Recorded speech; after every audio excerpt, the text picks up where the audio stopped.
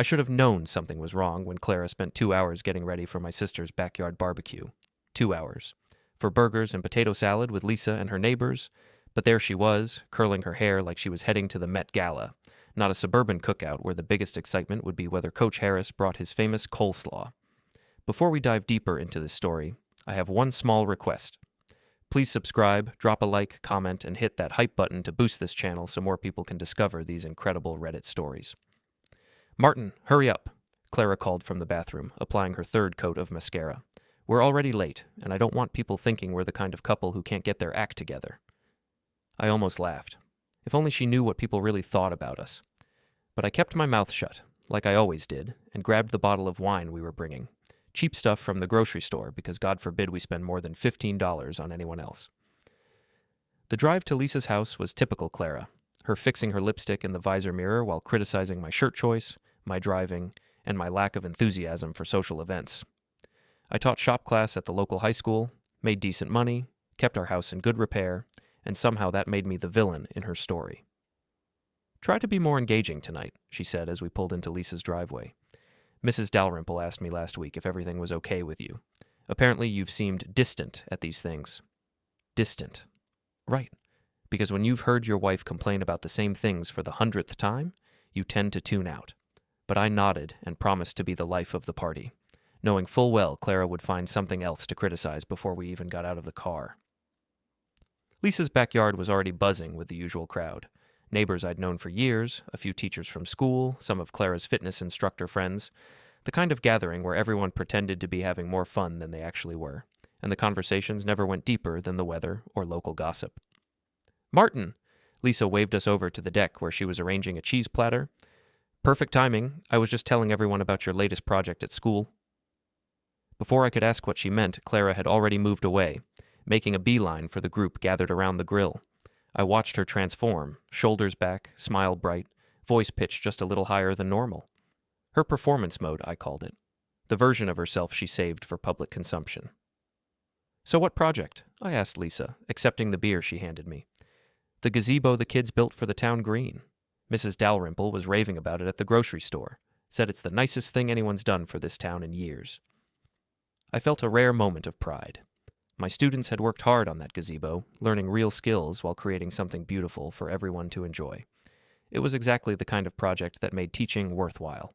Ah, Martin's always been good with his hands, said Julia Scott, appearing beside us with a glass of wine. Our neighbor, quiet and thoughtful, with dirt permanently embedded under her fingernails from her landscaping work. I see him in his garage workshop all the time, building something or fixing something. Unlike some people, Clara's voice carried across the deck, who think small-town projects are the height of ambition. The conversation around us stuttered to a halt. I felt that familiar burn in my chest, the one that came whenever Clara decided to take a public shot at me, but this time felt different, sharper. I mean, Clara continued, gesturing with her wine glass, some of us have bigger dreams than teaching high school forever and playing with wood scraps. Clara, Lisa warned quietly. But Clara was just getting started. She'd moved closer to the center of the group now, where Brent Holloway, the manager of her fitness studio, was holding court with stories about his latest CrossFit competition. Brent was one of those guys who made everything sound like a personal victory, the kind who'd tell you about his morning protein shake like he'd just climbed Everest. Brent was just telling us about the expansion plans for the studio, Clara said, her hand briefly touching his arm. Now that's the kind of forward thinking this town needs. I caught Julia watching me, her expression unreadable. Mrs. Dalrymple had gone very quiet, which in her case was like a storm warning. Even Lisa looked uncomfortable, busying herself with rearranging food that didn't need rearranging. Well, I said, taking a long drink of my beer, someone's got to teach the next generation how to actually build things. Can't all be protein shakes and positive thinking. A few people chuckled, but Clara's eyes flashed. She didn't like being challenged, especially not in public, and especially not by me.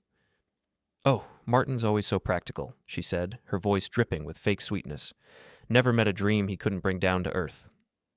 The group was getting uncomfortable now. Conversations like this belonged behind closed doors, not at backyard barbecues. But Clara seemed energized by the attention, by having an audience for her grievances.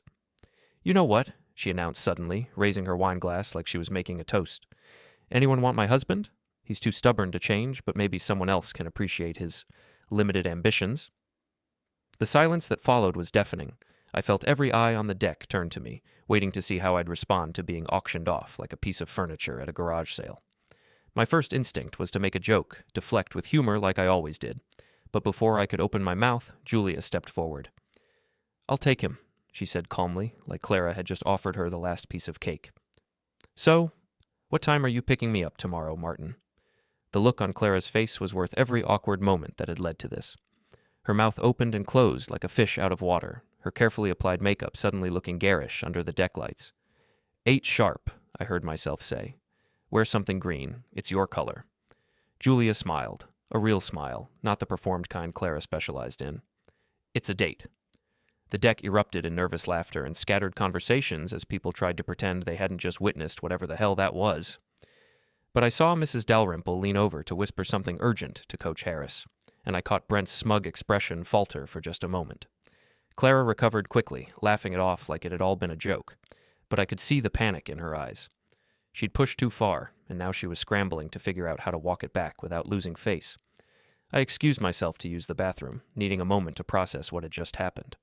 But as I rounded the corner of the house, I saw them, Clara and Brent, standing close together behind Lisa's garage, their voices low and urgent. "Told you this would happen if you kept pushing," Brent was saying. "He won't actually do anything," Clara replied. "Martin doesn't have the spine for it. He'll sulk for a few days, then everything will go back to normal." "And what about the neighbor?" "Julia, please. She's just trying to make me look bad. It's not like Martin's actually interested in her." I backed away before they could see me, my mind racing. There was something in their body language, in the way they stood just a little too close, that made my stomach clench with a suspicion I'd been trying to ignore for months. When I returned to the party, Julia was waiting by the deck stairs. "Ready to go?" she asked quietly. "Go where?" "Away from here. You look like you could use some air that doesn't smell like bullshit." I glanced back at the deck, where Clara was now laughing loudly at something Brent had said, playing the role of the carefree wife whose husband had just been harmlessly bartered away. "Yeah," I said. "Let's get out of here." As we walked toward Julia's house next door, I could feel eyes watching us from Lisa's deck. Let them watch, I thought. For the first time in years, I was doing something Clara hadn't scripted for me. "So," Julia said as we reached her front porch, 8 sharp tomorrow. Any particular reason, or are you just naturally punctual?" I looked back at Lisa's house, where the party was continuing without us, where my wife was probably already spinning the story to make herself the victim. "Because," I said, "I have a feeling tomorrow's going to be the first day of something completely different." Julia smiled and unlocked her front door. "Good. I was getting tired of the same old routine anyway." As I followed her inside, I realized Clara had been right about one thing. I was too stubborn to change. But maybe, for the first time in my life, that was exactly what I needed to be. Julia's house was everything mine wasn't. Warm, comfortable, lived in without being cluttered, plants everywhere, books stacked on tables, artwork that looked like it had been chosen because she actually liked it, not because it matched the furniture. "Coffee? Something stronger?" she asked, heading toward the kitchen. "Something stronger sounds perfect." She returned with 2 glasses of whiskey, the good stuff, not the bottom-shelf bourbon I usually bought. We sat on her couch, and for the first time in months, I felt like I could actually breathe. "So," Julia said, curling her legs under her, "want to talk about what just happened, or should we pretend this is a normal Saturday night?" "I'm not sure there's anything normal about any of this." She studied me over her glass. "How long has she been treating you like that?" The question caught me off guard, not because I didn't know the answer, but because no one had ever asked it before. Everyone just accepted that Clara was Clara. Dramatic, demanding, the kind of woman who made everything about herself. But hearing it from someone else made me realize how bad it had gotten. "Years," I admitted. "It started small, little comments about my job, my clothes, my friends. Then it got bigger. Nothing I did was ever good enough, ambitious enough, exciting enough." "And you just took it?" "I thought that's what marriage was. You know, for better or worse and all that." Julia was quiet for a moment, swirling the whiskey in her glass. "Martin, can I tell you something? And promise me you won't get mad." "Sure." "I've lived next door to you guys for 3 years. I've watched Clara bring men home when your car wasn't in the driveway. I've seen her sneak someone in through the back door while you were at work." The whiskey turned to acid in my stomach. "Someone?" "Tall guy, drives a black pickup truck. Usually shows up around noon, leaves before you get home from school." "Brent." It had to be Brent. The pieces clicked together: Clara's sudden interest in working longer hours at the studio, her new workout clothes, the way she'd started showering as soon as she got home. All the signs I'd ignored because I'd wanted to believe my marriage wasn't completely over. How long? I asked. I first noticed it about 6 months ago. Martin, I'm sorry. I should have said something sooner, but I didn't know how. And it wasn't really my business. No, I interrupted. You're right to tell me. I needed to know. We sat in silence for a while, the weight of the truth settling between us. I felt strangely calm, like a fever had finally broken. The paranoia, the constant feeling that something was wrong. It hadn't been in my head after all. There's more, Julia said reluctantly. I heard Clara talking on the phone in your backyard a few weeks ago. She was laughing about how easy it was to manage you, how you never questioned anything she did. The calm I'd been feeling evaporated, replaced by something much darker. She said that? I wasn't trying to eavesdrop, but she was being pretty loud. She said something about you being too comfortable, too trusting to ever figure it out. I finished my whiskey in one burning gulp. Well, she was wrong about that. Julia reached over and touched my arm. What are you going to do? Good question. 24 hours ago, I would have confronted Clara, probably ended up apologizing somehow, and spent the next month walking on eggshells while she played the wounded victim. But something had changed tonight. Maybe it was seeing her humiliate me in front of our friends, or maybe it was finally having proof that my instincts had been right all along. I'm going to file for divorce, I said. Monday morning, first thing. Are you sure? That's a big step. Julia, she just tried to give me away at a barbecue. I think we're past the point of marriage counseling. She laughed, a real laugh that made me smile for the first time all evening. When you put it like that? Besides, I continued, feeling more sure of myself with every word. If she's been cheating for 6 months, she's already made her choice. I'm just making mine. We talked until almost midnight, and I learned more about Julia in those few hours than I'd learned about Clara in years of marriage. She was funny, smart, passionate about her work in ways that made me remember why I'd become a teacher in the first place. When she walked me to the door, I felt like I was waking up from a long, depressing dream. Martin, she said as I stepped onto her porch, for what it's worth, I think Clara's an idiot. You're one of the good ones. I walked home in the dark, my head clearer than it had been in months. Clara's car was in the driveway, but the house was dark. She was probably already asleep, or pretending to be, waiting to see if I'd crawl back apologetically like I always did. Not this time. I slept in the guest room, and when I woke up Sunday morning, Clara was already gone. Probably at the gym, or maybe at Brent's place. I didn't care anymore. I spent the morning researching divorce attorneys online, making a list of our assets, and thinking about what I wanted my life to look like without Clara in it. It was a surprisingly short list. Keep the house if possible, keep my job, start over with someone who didn't think my dreams were too small. Around noon, I heard Clara's car in the driveway. She came through the front door like nothing had happened, carrying her gym bag and a coffee from that expensive place downtown. Morning, she said breezily. Sorry I left early. Brent wanted to go over some scheduling changes at the studio. I'll bet he did. We need to talk, I said. She sighed dramatically. If this is about last night, Martin, you're being ridiculous. It was just a joke. Everyone knew it was a joke. Was it a joke when you told Brent I didn't have the spine to do anything about it? The color drained from her face. What are you talking about? I heard you, Clara, behind Lisa's garage. You and Brent talking about how I'd sulk for a few days and then everything would go back to normal. She set down her coffee with shaking hands. Martin, you misunderstood. Did I misunderstand the black pickup truck in our driveway every Tuesday and Thursday while I'm at work? Now she was pale.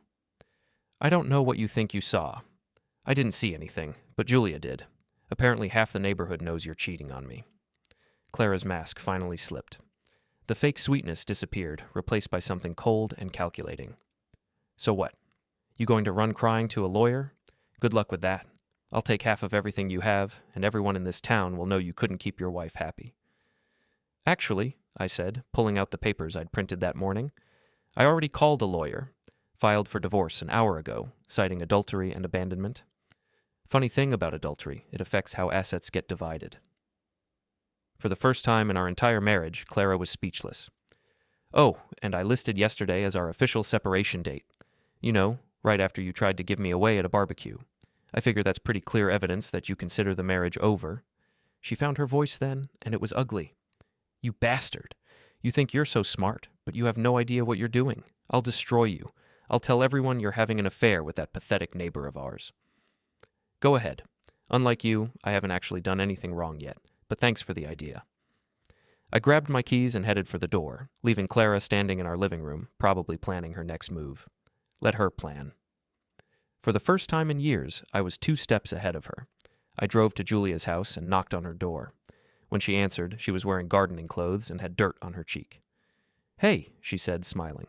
You're early. I thought our date wasn't until 8. Change of plans, I said. How do you feel about making it a real date? Her smile widened. I thought you'd never ask. As we walked to my car, I saw Clara watching from our bedroom window. Good. Let her watch. Let her see what it looked like when someone was actually happy to spend time with me. So, where are we going? Julia asked as we drove away. Anywhere but here, I said. I've got a lot of catching up to do. In the rearview mirror, I saw Clara's silhouette in the window, and I realized something that should have scared me but didn't. This was just the beginning. Monday morning came with a text from Clara. We need to talk. This is ridiculous. I deleted it without responding and headed to school, where news of Saturday night's barbecue drama had already made the rounds. Small towns are like that. Gossip travels faster than wildfire and burns twice as hot. Heard you got yourself a new girlfriend, said Coach Harris, cornering me by the coffee machine in the faculty lounge. Heard my wife tried to auction me off like a used car, I replied. Funny how stories spread. He laughed uncomfortably. Clara's always been dramatic. I'm sure you two will work it out. Actually, we won't. I filed for divorce yesterday. The coffee mug in his hand stopped halfway to his mouth. Jesus, Martin, are you serious? Absolutely serious. Turns out being married to someone who thinks you're a joke gets old after a while. Word spread through the school faster than I'd expected. By lunch, 3 different teachers had pulled me aside to either offer support or try to talk me out of it. My students were more direct. Mr. Quinn, is it true you're getting divorced? Asked Sarah, one of my seniors, during shop class. Where'd you hear that? My mom was at the barbecue Saturday. She said Mrs. Quinn tried to give you away and some lady took you. The whole class was listening now, pretending to focus on their projects while hanging on every word. Sometimes, I said, measuring a piece of wood for the table Sarah was building, people show you who they really are. The smart thing to do is believe them the first time. So you're really getting divorced? I'm really getting divorced. Good, said Tommy, a kid who'd been in my classes for 3 years. She was mean to you at the spring concert, made fun of your tie in front of everyone. I'd forgotten about that, but Tommy was right.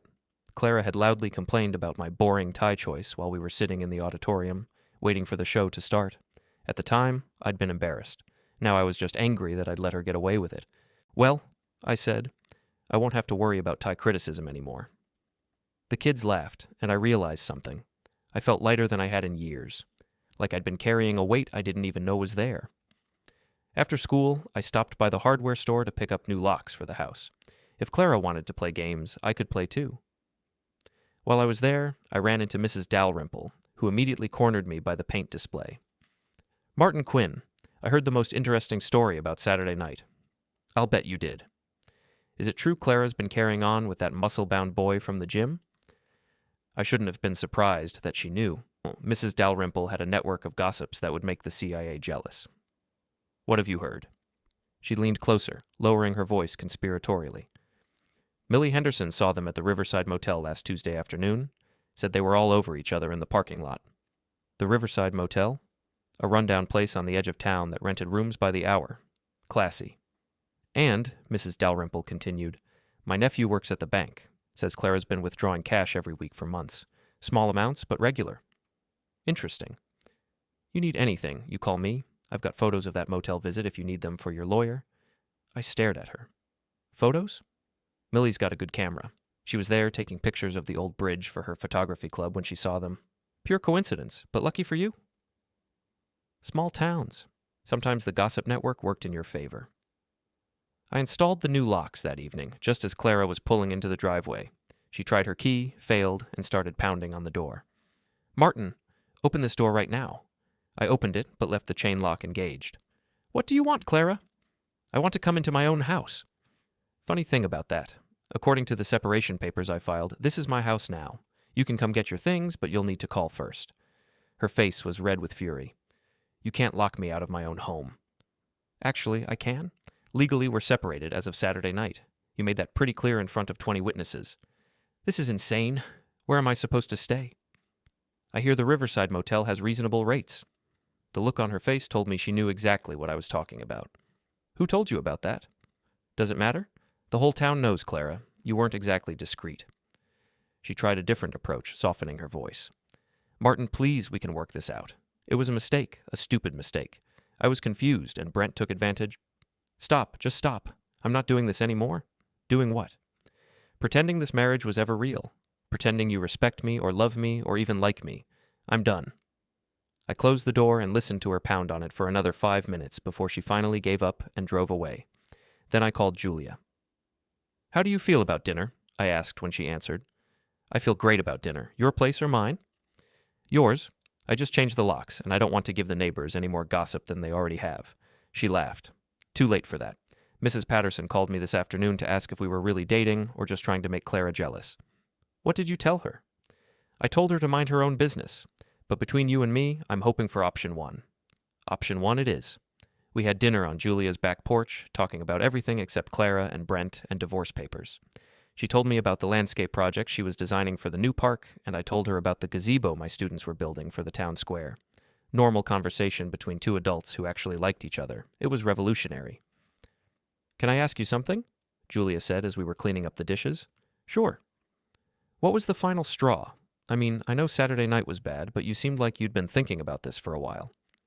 I considered the question. You know what it was? The way she looked at me when she said anyone could have me, like I was something she was tired of, something she couldn't wait to get rid of. And I realized I felt the same way about her. Julia nodded. I get that. My ex-husband used to introduce me at parties as just a gardener, like what I did didn't matter, like I didn't matter. What happened with him? I realized I was happier when he wasn't around. Life's too short to spend it with someone who makes you feel small. We were standing close now, close enough that I could smell her shampoo, something floral and clean. She looked up at me, and I had the sudden, overwhelming urge to kiss her. Julia. Yes? Before I could lose my nerve, I leaned down and kissed her. It was soft, tentative, nothing like the perfunctory kisses Clara and I had shared for the last few years. Julia kissed me back, her hand coming up to rest on my chest. When we broke apart, she was smiling. So, she said, I guess this makes it official.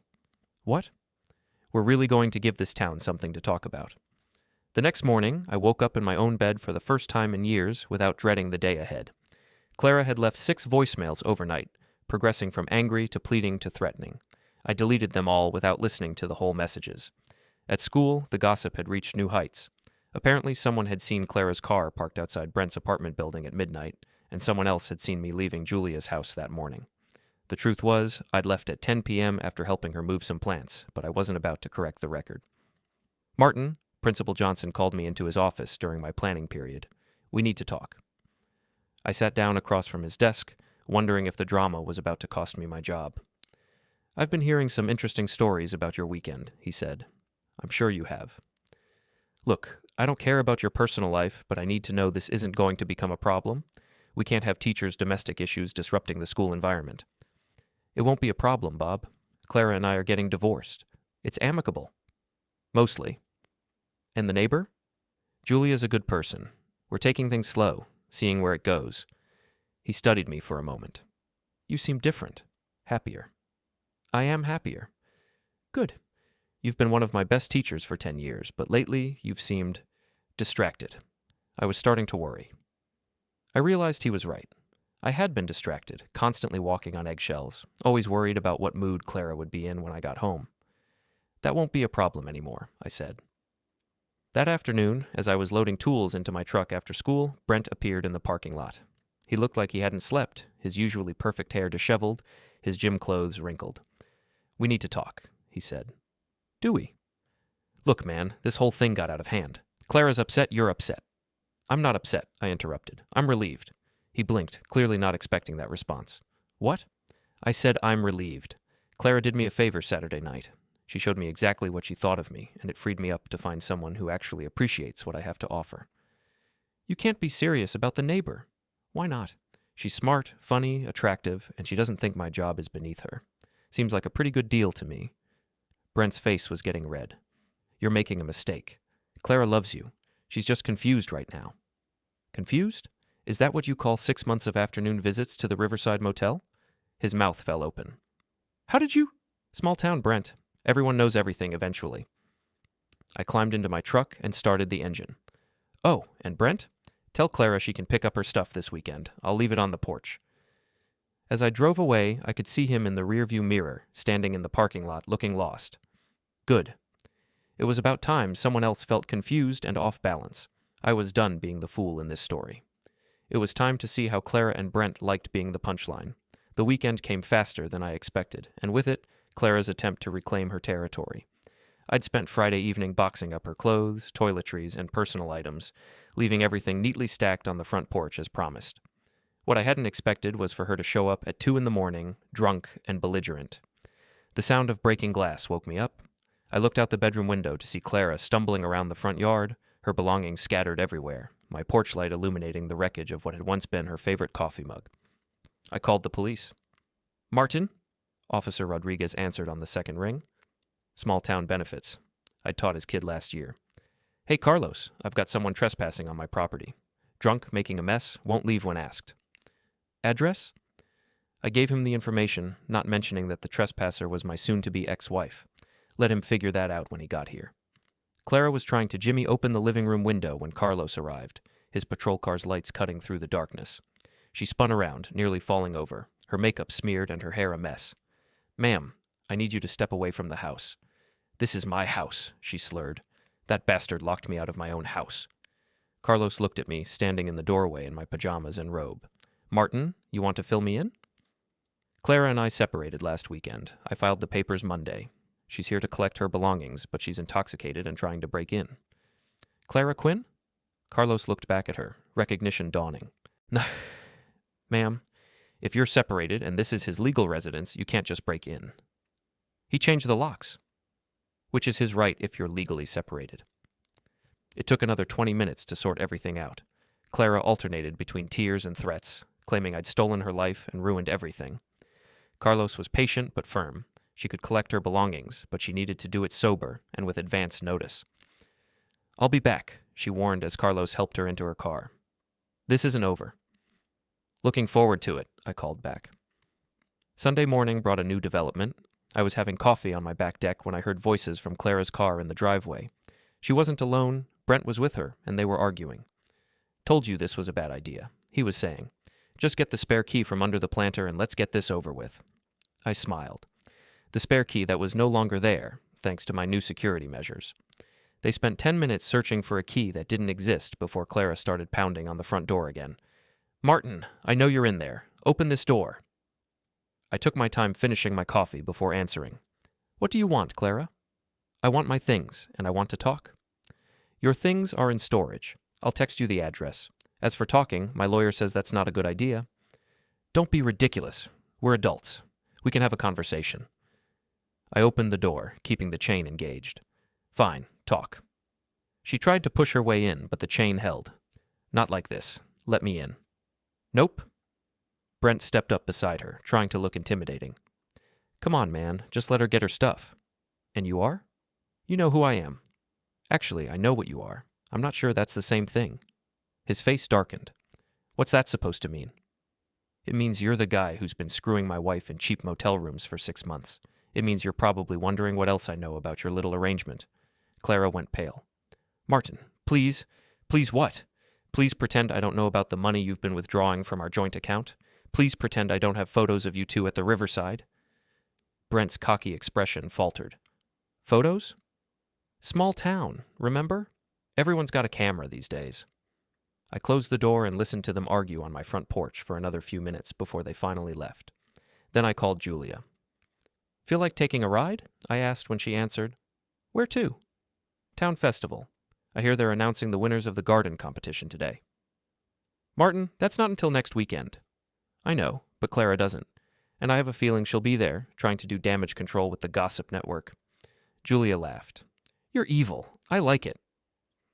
We drove to the town square, where the usual Saturday farmers market was in full swing. Sure enough, Clara was there with 2 of her fitness instructor friends, Tina and Meg, working the crowd like a politician running for office. There she is, Julia murmured as we got out of my truck. Showtime? We walked hand in hand through the market, stopping to chat with vendors, sampling fresh produce, acting like a normal couple enjoying a Saturday morning.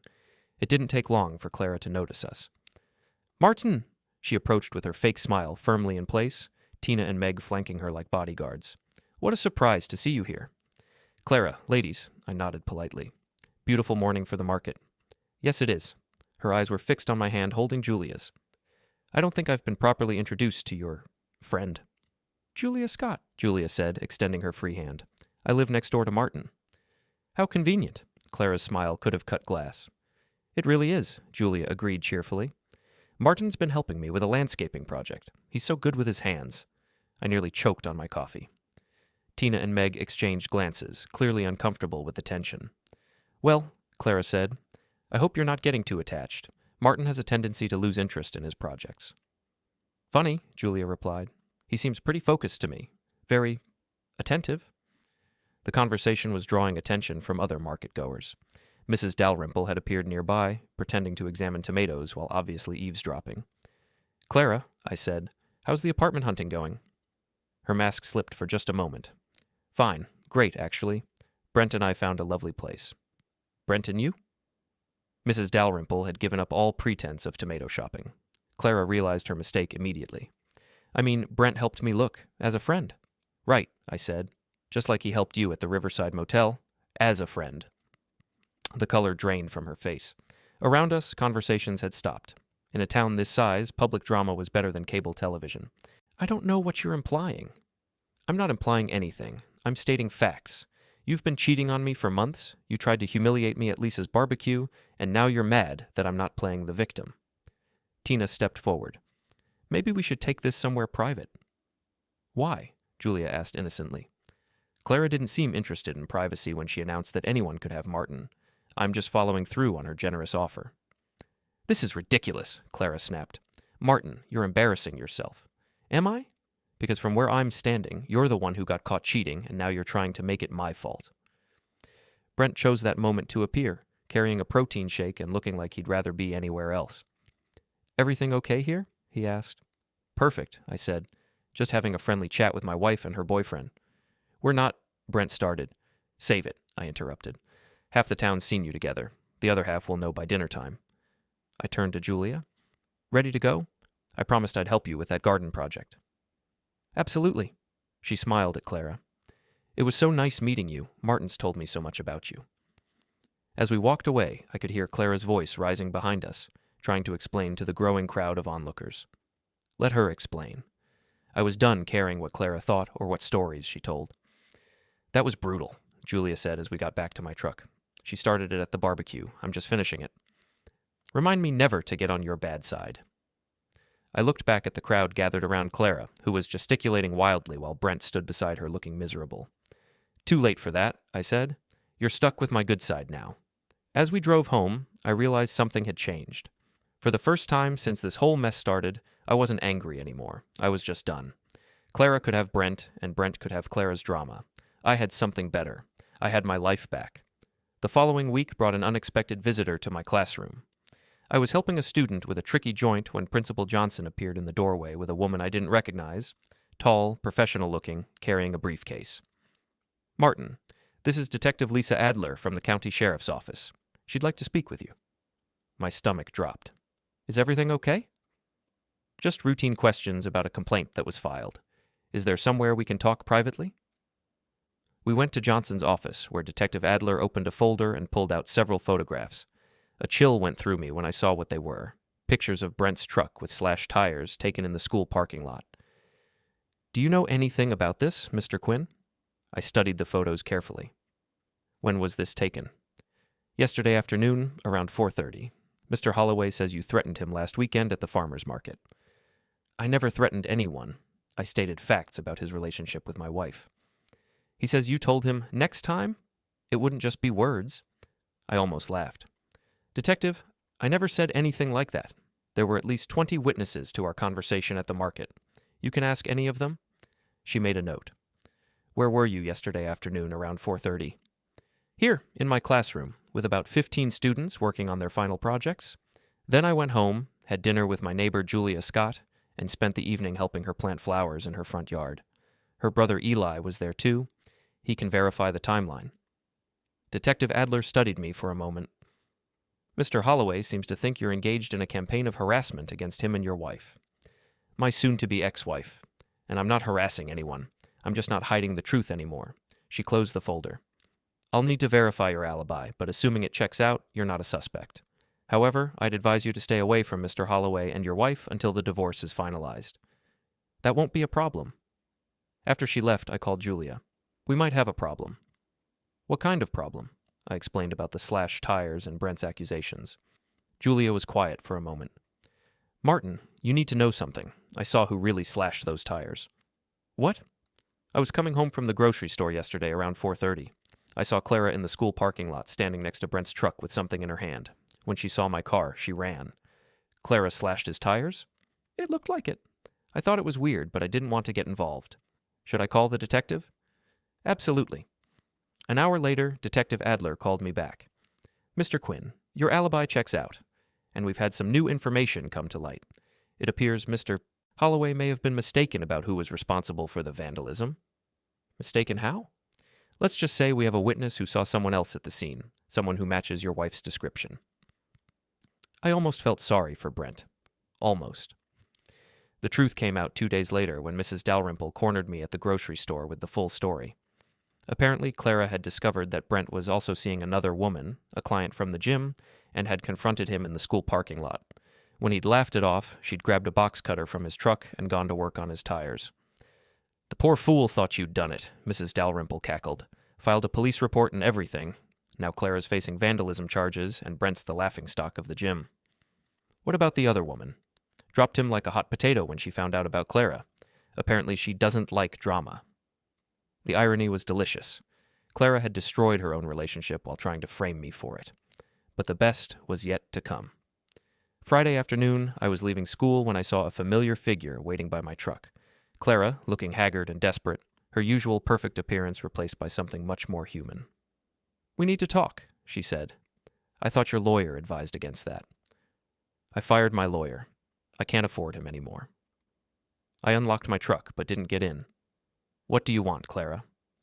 I want to apologize for everything. The barbecue, the cheating, the lies. I made a mistake, Martin, a huge mistake. Which mistake? Cheating on me or getting caught? She flinched. I know you hate me right now. I don't hate you. I just don't care about you anymore. There's a difference. Please, we can work this out. I'll do counseling, whatever you want. I just can't lose everything.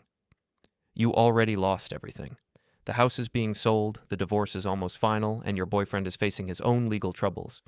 What exactly do you think there is to work out? I love you. The words hung in the air between us like a bad smell.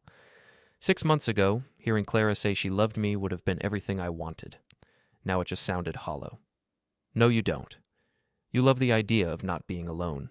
You love having someone to blame when your life doesn't go the way you planned, but you don't love me. You never did. Tears were streaming down her face now, and for a moment I almost felt bad for her. Almost. I'm sorry, she whispered. I know you are. You're sorry you got caught, sorry you have to face consequences, sorry your plan didn't work, but you're not sorry you hurt me. If you were, you wouldn't have done it in the first place. I got in my truck and started the engine. Goodbye, Clara. As I drove away, I could see her in the rearview mirror, standing alone in the empty parking lot. For the first time in our entire relationship, I felt nothing when I looked at her. No anger, no hurt, no love. Just nothing. That evening, Julia and I sat on her back porch, sharing a bottle of wine and watching the sunset. How do you feel? She asked. Free, I said, and meant it. Any regrets? I thought about it seriously. Just one. I regret not ending it sooner. Julia curled up against my side, her head on my shoulder. Well, you're free now. What are you going to do with all that freedom? I was thinking about asking this woman I know if she'd like to make it official. Maybe move in together, see where things go. Anyone I know? Beautiful landscaper, lives next door, has excellent taste in men. She laughed.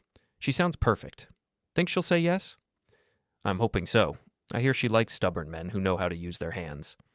She does. She really does. As the sun set over our small town, I realized Clara had been wrong about one thing. I wasn't too stubborn to change. I was just stubborn enough to wait for the right person to change for, and I'd finally found her. 3 months later, I thought the drama was behind us. The divorce was finalized, the house had sold, and Clara had moved to the next town over with whatever was left of her relationship with Brent. I was living with Julia now, helping her expand her landscaping business while teaching my classes and genuinely enjoying life for the first time in years. I should have known it wouldn't be that simple. The first sign of trouble came on a Tuesday morning when I arrived at school to find my classroom windows covered in soap. Juvenile, but annoying. I cleaned it off and didn't think much about it until the same thing happened to Julia's truck that afternoon. "Probably kids," she said, but I could see the worry in her eyes. Thursday brought escalation. Someone had dumped motor oil on the flowers Julia had planted in front of the library. Friday, the tires on my truck were loosened just enough to be dangerous, but not obvious. "This isn't random vandalism," I told Officer Rodriguez when I filed the report. "Someone's targeting us specifically." "Any idea who?" I had my suspicions, but no proof. Clara had been spotted around town several times in the past week, despite claiming she never wanted to see this place again, and Brent's gym had recently lost its lease, leaving him unemployed and bitter. The truth came out Saturday night in the most dramatic way possible. Julia was hosting a small dinner party, just me, her brother Eli, and a few friends from her landscaping crew. We were on the back patio, enjoying good food and better company, when we heard the sound of breaking glass from the front of the house. "Stay here," I told Julia, but she was already heading for the front door. What we found was Clara, standing in Julia's front yard with a baseball bat, having just smashed the windshield of Julia's truck. She was drunk, disheveled, and clearly past the point of rational thought. "You ruined everything," she screamed when she saw us. "You took my husband, my house, my life." "Clara, put the bat down," I said calmly. "No, I'm done being the victim here. Everyone thinks you're so perfect, Martin, but they don't know the truth." "What truth is that?" "That you're a loser. A small-town nobody who teaches kids how to hammer nails because he's too pathetic to do anything else." Behind me, I heard Eli calling 911. Good. This needed to end. "You're right," I said. "I am a small-town nobody, and I'm happy being exactly that." "With her?" Clara swung the bat toward Julia, who stepped protectively in front of me. "Yes, with me," Julia said firmly, "because unlike you, I actually appreciate what he has to offer." "You don't know him like I do." "You're right again. I know him better. I know he's kind and funny and talented and loyal. I know he deserves someone who sees those things instead of just complaining about what he's not." Clara raised the bat higher, and for a moment I thought she might actually swing it at Julia. But then police sirens filled the air, and whatever fight was left in her seemed to drain away. "This isn't over," she said as Officer Rodriguez approached with his weapon drawn. "Yeah, it is," I replied. "It's been over for months. You just couldn't accept it." As Clara was led away in handcuffs, Brent emerged from behind a parked car across the street. He'd been watching the whole thing, probably hoping Clara would do something stupid enough to get herself arrested. "Enjoying the show?" I called to him. He had the grace to look ashamed. I tried to talk her out of it. "Sure you did." "Look, Martin, I'm sorry about all this. It got out of hand." "No, Brent, it started out of hand. You knew she was married when you started sleeping with her. You knew what kind of person she was, and you didn't care because you thought you were getting something for nothing." He opened his mouth to argue, then closed it. What was there to say? "Stay away from us," Julia added. "Both of you. We're done with this drama." Brent nodded and walked away, his shoulders slumped in defeat. The next morning brought an unexpected visitor. Lisa, my sister, carrying a casserole and wearing a sheepish expression. "I owe you an apology," she said as soon as I opened the door. "For what?" "For not seeing what Clara was doing to you, for letting her humiliate you at my barbecue without saying anything, for thinking you were overreacting when you filed for divorce." I accepted the casserole and invited her in. Julia was at the kitchen table, reading the newspaper account of Clara's arrest. "You don't owe me an apology, Lisa. You couldn't have known." "Yes, I could have. We all could have. She was awful to you, Martin, and we all just stood there and let it happen because it was easier than confronting her." Julia looked up from the paper. "It says here Clara's being charged with vandalism, destruction of property, and public intoxication, and there's a restraining order." "Good," Lisa said firmly. "She needs help, but that's not your responsibility anymore." We spent the morning talking, really talking, for the first time in years. Lisa told me how worried she'd been about me, how she'd watched Clara chip away at my confidence and hadn't known how to help. I told her about the affair, the lies, the constant criticism that had made me feel like nothing I did would ever be good enough. "You seem different now," she said as she was leaving. "Happier." "I am happier." "Good. You deserve to be happy." That afternoon, Julia and I drove to the hardware store to get supplies to fix her truck windshield. As we were loading glass and tools into my truck, Mrs. Dalrymple appeared with her usual perfect timing. "Heard about the excitement last night," she said without preamble. "News travels fast." Faster when someone gets arrested in front of half the neighborhood. Clara's lucky she didn't hurt anyone with that bat. "She's lucky about a lot of things," Julia said, like Martin being too decent to press additional charges. Mrs. Dalrymple studied us both. "You two are good together, better than Martin ever was with that woman." "Thanks, Mrs. D." "Don't thank me yet. I've got news you might not like." My stomach tightened. "What kind of news?" "Clara made bail this morning, and word is she's not planning to leave town like everyone thought." "What do you mean?"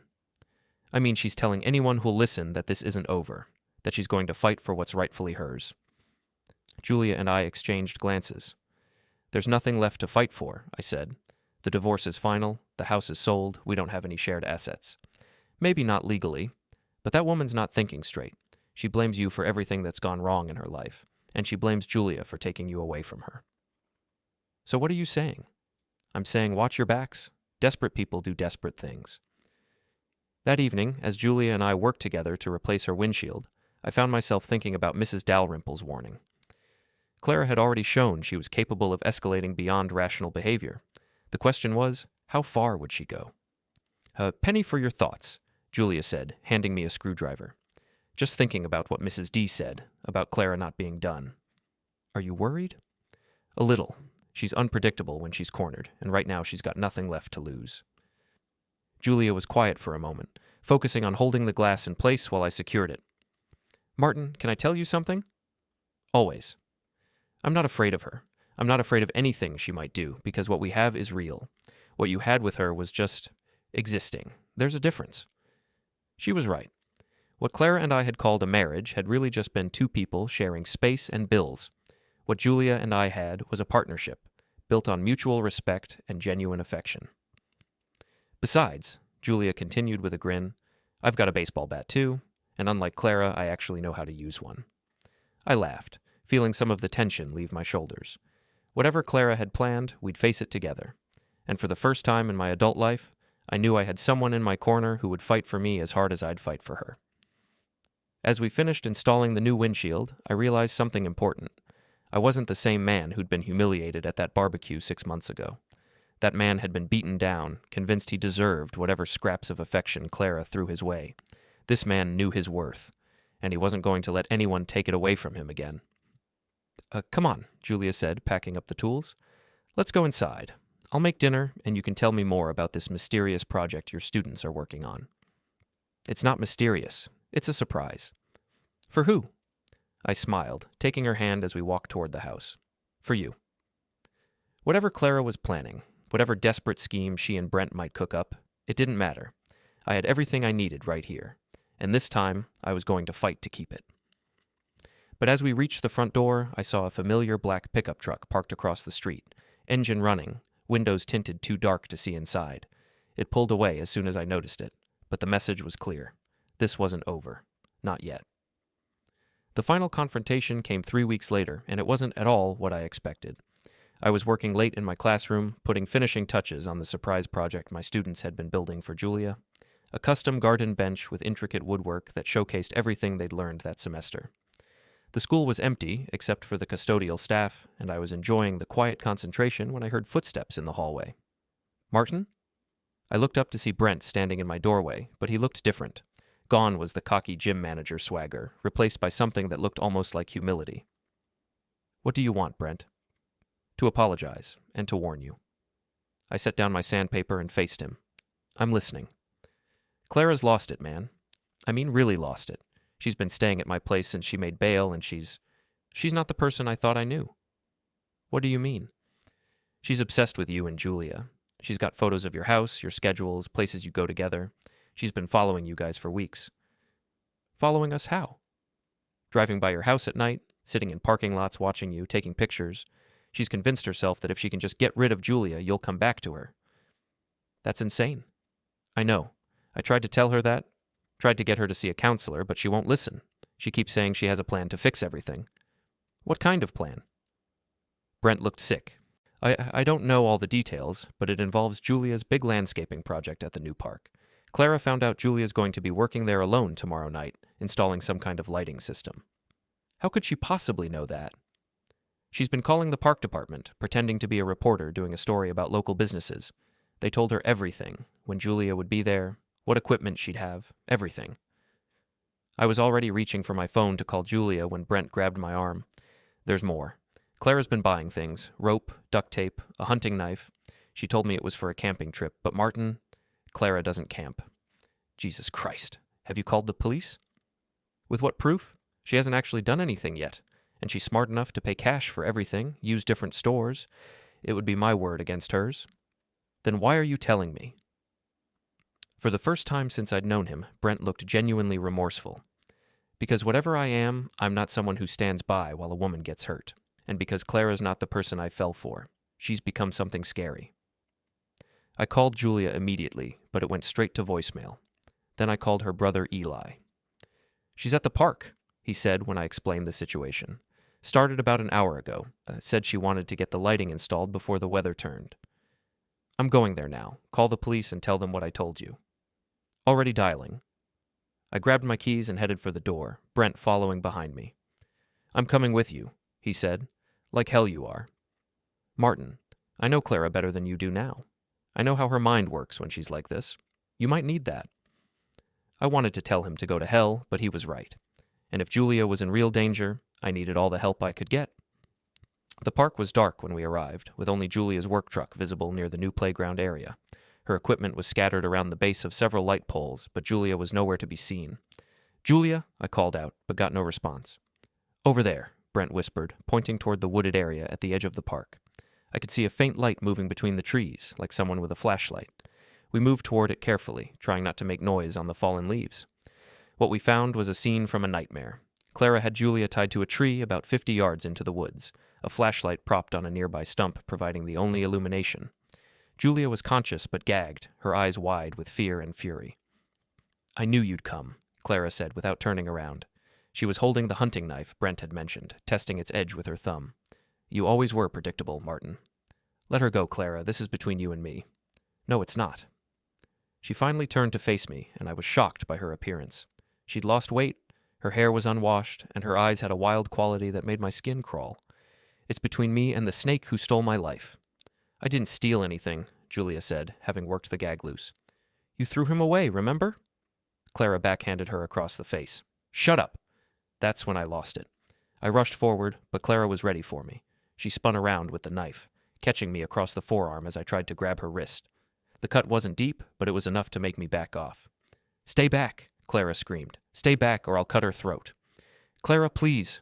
Brent stepped out from behind a tree, his hands raised peacefully. This isn't you. This isn't the woman I fell in love with. Love? Clara laughed, a sound like breaking glass. You don't love me. Nobody loves me. Martin pretended to for 15 years, but he was just waiting for something better to come along. That's not true, I said, trying to keep my voice calm while looking for an opening to get to Julia. I did love you, Clara, but you made it impossible. Impossible? I made it impossible? The knife was shaking in her hand now. I gave you everything. I was beautiful. I was successful. I was everything a man could want. You were cruel, Julia said quietly. You were selfish and mean, and you made him feel like nothing he did would ever be good enough.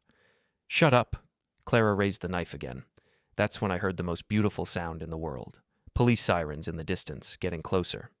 Clara heard them too. Her face crumpled, and for a moment she looked like the woman I'd married 20 years ago. Young and scared and lost. It wasn't supposed to be like this, she whispered. We were supposed to be happy. We could have been, I said gently. But not like this. Not by hurting people. The sirens were very close now, and Clara seemed to deflate like a punctured balloon. She dropped the knife and sank to her knees, sobbing. I'm sorry, she said. No, I'm so sorry. I wanted to feel vindicated, or angry, or something.